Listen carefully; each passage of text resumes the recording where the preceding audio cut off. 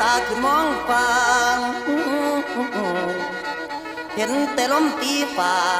ทางอุดอ่อนก้อนเมฆแลนนกแก่นแว่นแก่แก่ห้องห่วงเขากะแก่เหลืองคิดอดีตสืบเนื่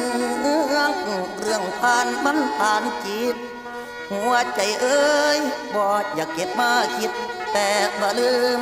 บ่มีใดจากกันไปงานดองแล้วยังมีแววให้ได้ข่าว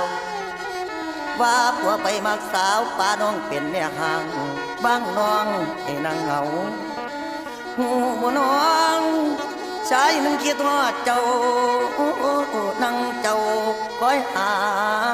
ฝากน้ำตากับสายฝนนั่งทุรนทุรายเอา